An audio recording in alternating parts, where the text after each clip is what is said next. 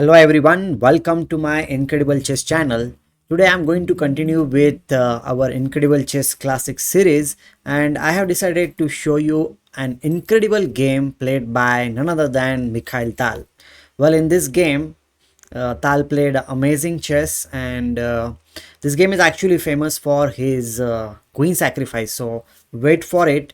And just to let you know, this game was played in the candidates tournament in Belgrade in 1959, and both the players were quite strong, you can say. Mikhail Tal and Smyslov both became the world chess champions, so this game is really a very amazing game. So do like the video, subscribe to my channel if you are new here. So let's begin. Tal is playing from the white side. He starts with e4. His opponent's Wesley Smyslov, he starts with c6 move, and now they play d3. Well, of course, this is the Caro-Kann variation and multiple options are there. You can definitely play d4 in this position, which is considered to be the main line now, but okay, he wanted to play it slow and steady, you can say, so that's why he went for d3. And now black played d5. Knight came to d2 square in order to protect the pawn on e4. Well, the pawn is pawn was protected actually, but the thing is maybe Tal wanted to keep the queens on the board for a while, because if you play like that, then the queens will be exchanged, and maybe he is not a big fan of exchanging the queens early in the game. So that's why he said, okay, I'll play knight d2 supporting the pawn. Black played knight pawn to e5.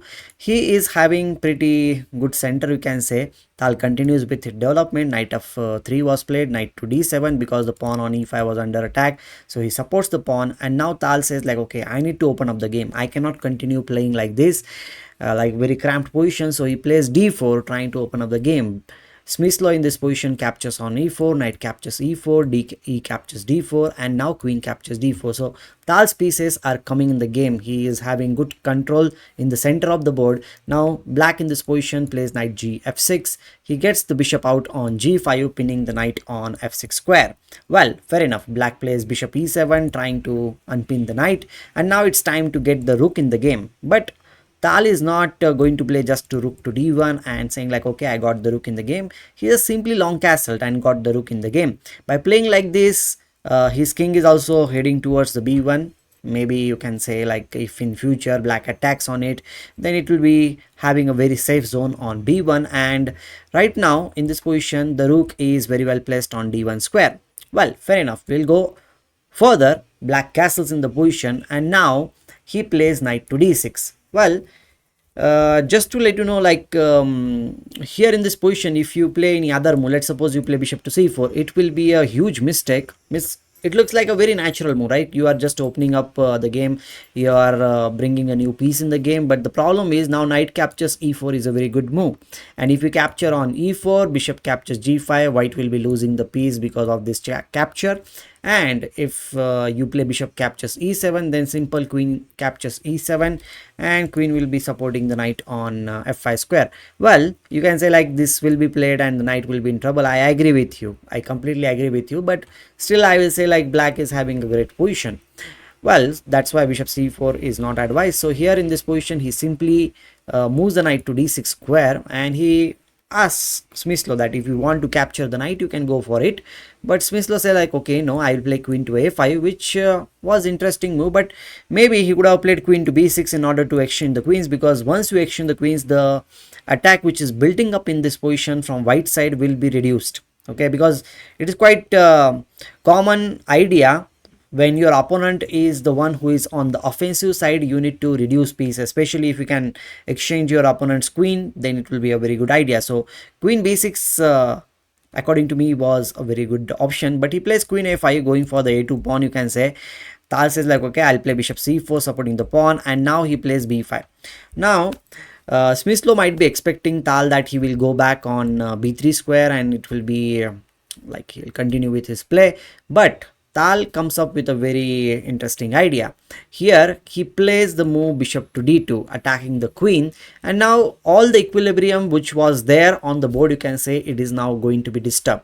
Queen a6, the safe place for the queen, and now Tal, instead of moving the bishop on c4, he just plays knight f5, attacking the bishop on e7 square. Now he saves the bishop with bishop to d8. Although bishop c5 was a good move in this position, now he swings over the queen to the other side of the board, you can say. Now queen h4, the king side little bit vulnerable, you can say. There might be some attacking possibilities, but first of all your bishop is hanging. So Smyslov says like, okay, I'll just capture the bishop, what is the big deal. Now he plays queen to g5, threatening queen g7 check and mate. Well, in this position, of course, the best move was to play g6, and then maybe we can play knight at 6 check. If king g7, then this is a simple draw, and if king h8 is played in this position, we will still be having quite interesting ideas with the bishop to c3. Maybe Smyslov was not interested to come under this kind of pressure, so that's why here in this position he tried to play some kind of a tricky chess. He played knight h5, attacking the queen on g5 square. Well, he is inviting Tal to capture the knight on h5, because that will definitely give him some chance to bring the knight on f6 square. The queen will be under attack, and the moment you move the queen, let's suppose you are going for queen g7, the point is bishop captures f5 is coming on the board, and after queen captures f5, here black has plenty of options and white's attack is completely disappeared from the board. So that was his idea. So Tal understood, of course, this thing that queen h5 he doesn't want to capture. He comes up with the move knight h6 check.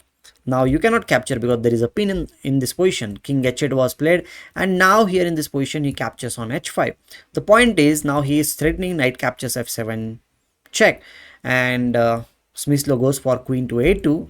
Queen a1 is the threat, and it will be a check and mate. So Tal of course understands this thing. He plays bishop to c3. Now even if you give the check, king will be having one escape square on d2. Now black plays knight f6, attacking the queen on h5 square. And now here in this position, Tal comes up with a brilliant move. You can pause the video and think about it, what he might have played. Well, I hope that you got the move, and I already mentioned about this thing that the queen sacrifice came on the board. So here in this position he plays one amazing queen captures f7 check. The means queen captures f7. The point is, if you capture rook into f7, then it is going to be a checkmate with rook to d1 d8 check. No matter which piece you bring in this case, there will be a checkmate. If you play knight e8, this is simple checkmate. If you play knight g8, then rook captures g8 is also going to be a check and mate. So black cannot really capture the queen on f7. So he comes up with the move queen to a1 check, king d2. Now as the rook is blocked in this position, he is able to play rook captures f7, but black is going to be extended down in this position.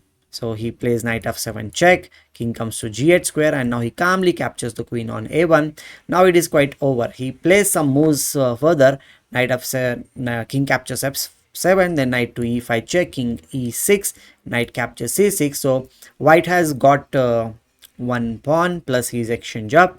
He gives a check, but after king to e3, you can say, bishop to b6 check, bishop d4, Smyslov decided to throw in the towel. Tal won a very fascinating and a quick game against such a strong player like Smyslov. That was the game from the candidates 1959. I hope you enjoyed this video. Do like, share and subscribe to my channel. Jai Hind.